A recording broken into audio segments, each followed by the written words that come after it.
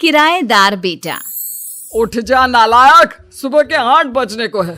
तुझे एग्जाम नहीं देना क्या? थोड़ी देर और सोने दीजिए ना पापा। तू उठता या फिर मैं तेरे ऊपर पानी फेंकूं? रोज गधों की तरह सोता रहता है, पेपर की कोई टेंशन ही नहीं है।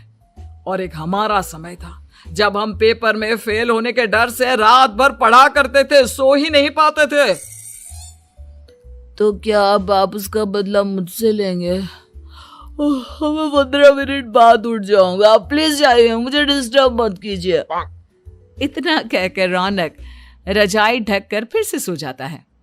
तू ऐसा नहीं मानेगा, रुक मैं अभी पानी लेकर आता हूं। बस फिर क्या था, इतना कहकर वो भागते हुए बाथरूम में जाते हैं और पानी की एक बड़ी सी बाल्टी लाकर रौनक के ऊपर फेंक देते हैं। पानी पड़ते ही रौनक झट से उठ जाता है। ये आपने क्या किया पापा? अब तो उठेगा नहीं तो यही करना पड़ेगा ना। वैसे थैंक्स डैड, आपके कारण ना अब मुझे नहाने की भी जरूरत नहीं पड़ेगी। चलिए अब आप माँ से बोलकर मेरे कपड़े निकलवा दीजिए, तब तक मैं ब्रश कर लेता हूँ। वैसे कल ना आप एक काम और करना, नहलाने के साथ साथ मुझे ब्रश भी करवा देना। ये ब्रश करने में ना मुझे बहुत आलस आता है। रौनक की बातों से अरविंद का मुंह खुला का खुला रह जाता है। वो अपनी पत्नी कमला के पास जाता है और रौनक की हरकतों के बारे में बताता है, जिसे सुन उसकी पत्नी हंसने लगती है। तुम अपने बेटे को समझाने के बजाय हंस रही हो। रौनक बच्चा है, धीरे धीरे सुधर जाएगा, आप क्यों उसके पीछे पड़े रहते हो? अभी नहीं सुधरेगा तो कब सुधरेगा? 10वीं क्लास में है रौनक, वो अब कोई बच्चा नहीं रहा। अरविंद की इतना बोलते ही वहां रौनक भी आ जाता है। क्या डैड, मैंने आपको एक काम दिया था, वो भी नहीं हुआ आपसे। अरे क्या हुआ बेटा? माँ, मैंने डैड से बोला था कि वो आपको बोलकर मेरे स्कूल की यूनिफॉर्म निकाल दे, लेकिन मेरे पीछे पड़ने के अलावा इनसे एक काम ढंग से नहीं होता। देख रही हो कमला, देख रही हो अपने लाडले को? अरे आप चुप रहिए जी। चलो बेटा, मैं तुम्हें कपड़े निकाल कर दे देती हूँ। बस ऐसे ही साल पर साल बीतते जाते हैं, लेकिन रौनक के रवैये में कोई बदलाव नहीं आता। वो पहले से भी ज्यादा आलसी और पूरी तरह अपने माता पिता पर निर्भर हो जाता है। 2 साल बाद पता नहीं कहाँ गायब रहता है पूरे दिन, अब तक तो आ जाना चाहिए था। अरे आप इतनी फिक्र क्यों कर रहे हैं उसकी? दोस्तों के साथ खेल रहा होगा, आ जाएगा अभी। ये कोई टाइम है खेलने का? 10 बजने वाले हैं, इतनी रात में कौन खेलता है? कमला कुछ कहती उससे पहले ही रौनक वहां आ जाता है। मम्मी जल्दी से खाना लगा दो, बहुत भूख लग रही है। तुम्हें तब तक खाना नहीं मिलेगा जब तक तुम बता नहीं देते कि इतनी रात गए कहां से आ रहे हो। ओ प्लीज डैड, अब आप एसी पे प्रद्युमन बनकर मेरे सर पर बंदूक लेकर मत बैठ जाना। अपनी फालतू की बकवास बंद कर और बता कहां से आ रहा है। माँ अब समझाइए ना डैड को। बता देना बेटा, इनको भी तसल्ली हो जाएगी। आप बोल रही हैं तो बता देता हूँ, मैं दोस्तों के साथ मूवी देखने गया था, इसलिए देर हो गई। तो इन सब चीजों में मेरे पैसे उड़ाता है। कभी 1 रुपया कमाने के बारे में सोचा है तूने? जब देखो हवा की तरह पैसे उड़ाता रहता है। माँ अब आप इन्हें चुप करा दीजिए, वरना ना मुझे गुस्सा आ जाएगा। अच्छा क्या कर लेगा? बता ना क्या कर लेगा तू? वैसे बात तो ठीक ही है, मैं कर ही क्या सकता हूँ, पैसे तो फिर भी मैं आपसे ही मांगूंगा ना। चलिए अब ये सब बात छोड़िए और मम्मी मेरे लिए खाना लगा दीजिए। अभी लगा देती हूँ बेटा। मैं बता रहा हूँ कमला, एक दिन ये ऐसे ही बिगड़ जाएगा। ओफो, आप क्यों इतना पीछे पड़े रहते हो मेरे बच्चे के?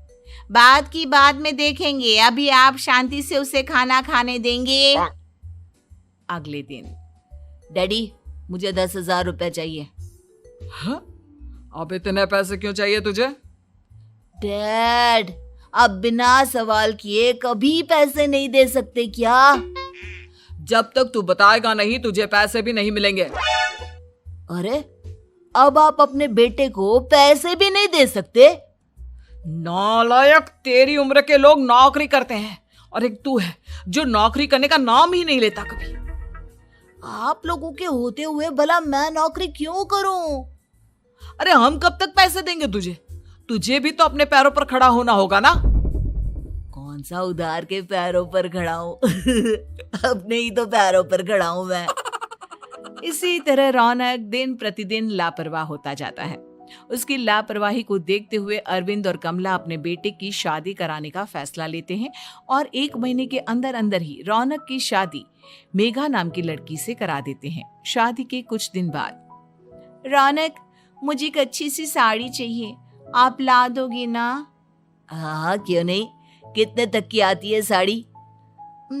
यही करीब 5,000 तक की। तुम चिंता मत करो, मैं आज ही डैडी से पैसे मांगकर तुम्हारे लिए साड़ी ले आऊंगा। आप कब तक ऐसे ही अपने पापा से पैसे मांगते रहेंगी? कोई अच्छी सी नौकरी क्यों नहीं कर लेते आप? अरे डैड के होते हुए मुझे नौकरी करने की जरूरत ही क्या है? पर आप ऐसे कब तक उनसे पैसे मांगते रहेंगे? कुछ आपको अपने दम पर भी तो करना होगा ना। अब तुम भी बाकी लोगों की तरह मुझे ज्ञान देना शुरू मत कर देना। साड़ी चाहिए ना तुम्हें, मिल जाएगी बस। इतना कहकर रौनक अपने पिता से पैसे मांगने चला जाता है। डैडी, मुझे 5,000 रुपया चाहिए। अब 5,000 क्यों चाहिए तुझे? वो मेघा को साड़ी चाहिए थी। अरविंद आगे बिना कुछ कहे चुपचाप उसे पैसे निकाल कर दे देता है। कुछ दिन बाद, तुम्हें नहीं लगता कमला, रौनक हम पर पहले से भी ज्यादा डिपेंड हो गया है? मुझे तो अब उसके भविष्य की चिंता होने लगी है। कल को हमें कुछ हो गया तो वो क्या करेगा? काश तुमने पहले ये सोच लिया होता तो आज हमारा बेटा इतना लापरवाह नहीं होता। तब मुझे कहाँ पता था कि मेरा लाड प्यार उसे इतना बिगाड़ देगा कि वो इस हद तक लापरवाह बन जाएगा। कोई बात नहीं, अभी भी देर नहीं हुई। मुझे पता है उसे कैसे सुधारा जा सकता है। कैसे? अरविंद कुछ कहता उससे पहले रौनक वहां आ जाता है और पैसों के लिए हाथ फैलाने लगता है। डैड, मैं और मेघा बाहर घूमने जाना चाहते हैं। अरे वाह, ये आज सूरज कहाँ से निकला है? Dad please. अच्छा चलो अब मुद्दे की बात करो। मुझे अब 25,000 चाहिए। अब तुम्हें 1 रुपया भी नहीं मिलने वाला। अगर तुम्हें पैसों की इतनी ही जरूरत है तो कोई ढंग की नौकरी कर लो। मम्मी, आप कुछ कहिए ना डैड को। बेटा, वो गलत क्या बोल रहे हैं? ये सब हम तेरे भले के लिए ही तो कर रहे हैं। मम्मा, मैंने बताया ना आपको, मुझे नहीं करनी कोई जॉब वॉब। तो ठीक है, निकल जाओ हमारे घर से। तुम्हारे जैसे लोगों के लिए मैंने ये घर खड़ा नहीं किया है। जितना ये घर आपका है ना, उतना ही मेरा भी है। मैं कहीं नहीं जाने वाला। जाना तो पड़ेगा ही तुझे, क्योंकि अब मैं तेरा कोई भी खर्चा नहीं उठाने वाला। ठीक है, मत उठाइए मेरा खर्चा, मैं अपने दम पर भी जी सकता हूँ। तो बेशर्मों की तरह अब तक यहाँ क्यों खड़ा है? अपना सामान ले और निकल जाए यहाँ से। रौनक पैर पटकते हुए वहां से चला जाता है। घर से निकालना जरूरी है क्या उसे?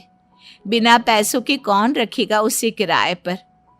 अगर उसका भविष्य सुधारना है तो हमें अपने दिल पर पत्थर रखकर ये कदम उठाना ही होगा। दोनों बात कर रहे होते हैं कि रौनक अपनी पत्नी के साथ एक बड़ा सा बैग लेकर घर से निकल जाता है, लेकिन घर से बाहर उसे कोई भी मुफ्त में अपने घर किराए पर नहीं रखता। अंत में थक हार कर वो फिर से अपने घर चला जाता है। क्या हुआ? थोड़ी देर पहले तो दहाड़ते हुए घर से निकला था, अब क्या हुआ? नहीं रखा ना किसी ने तुझे किराए पर? डैड प्लीज, मैं कुछ दिनों में कोई अच्छी सी नौकरी शुरू कर दूंगा। आप तब तक तो हमें रख लीजिए प्लीज। सुबह से रात हो चुकी है लेकिन कोई हमें रखने को राजी नहीं है। अब आप ही बताइए, इतनी रात को मैं मेघा को लेकर कहाँ जाऊंगा? ठीक है, बहू की वजह से मैं तुझे घर पर रख रहा हूँ, लेकिन तू इस घर में एक बेटे की नहीं बल्कि एक किराएदार की हैसियत से रहेगा। 3 महीने हैं तेरे पास। इन 3 महीनों के अंदर अंदर मुझे तेरी पहली तनख्वाह हाथ में चाहिए, समझ गया? पक्का डैड, इन 3 महीनों के अंदर अंदर तो कोई बढ़िया सी नौकरी ढूंढ ही लूंगा मैं। ऐसे ही धीरे धीरे समय बीतने लगता है और अरविंद के दिए 3 महीनों में से 2 महीने बीत चुके होते हैं। पापा जी ने हमें 3 महीने दिए थे, जिसमें से 2 महीने तो बीत चुके हैं। अब ये आखिरी महीना बचा है। अरे तुम चिंता मत करो, आज मेरा ना 2 जगह इंटरव्यू है, दोनों में से कहीं ना कहीं तो जॉब लग ही जाएगी। अच्छा, all the best. Raunak interview के लिए निकल जाता है, जिसके बाद शाम में रौनक घर आता है। कैसा गया इंटरव्यू? आपकी नौकरी लगी या नहीं? अरे पहले सांस तो ले लेने दो अच्छे से। बताइए ना, मुझसे तो जरा भी इंतजार नहीं हो रहा है। वो दरअसल बात यह है कि मेरी नौकरी तो लग चुकी है, लेकिन पैसे बहुत कम है। कितने पैसे हैं? 15,000। इतने में अरविंद और कमला मिठाई का डिब्बा लेकर आ जाते हैं। बधाई हो बेटा। हम जानते थे तेरी जॉब जरूर लगेगी। लेकिन मेरी सैलरी बहुत कम है मम्मा। कम है तो क्या हुआ, धीरे धीरे बढ़ जाएगी। हाँ बेटा, हम तो बस चाहते थे कि तू अपने पैरों पर खड़ा हो जाए। मतलब अब आप मुझे घर से नहीं निकालेंगे? नहीं, ये सब हमने तुझे जिम्मेदार इंसान बनाने के लिए किया था। Thank you mummy papa. अगर आप दोनों ऐसा नहीं करते तो मुझे कभी अपनी जिम्मेदारियों का एहसास तक नहीं होता। आज आपने मुझे सिखा दिया कि इंसान का अपने पैरों पर खड़ा होना भी जरूरी होता है। इतना कहकर रौनक झट से अपने माता पिता के गले लग जाता है और अपनी कमाई की पहली तनख्वाह वो अपने माता पिता के हाथ में सौंपता है।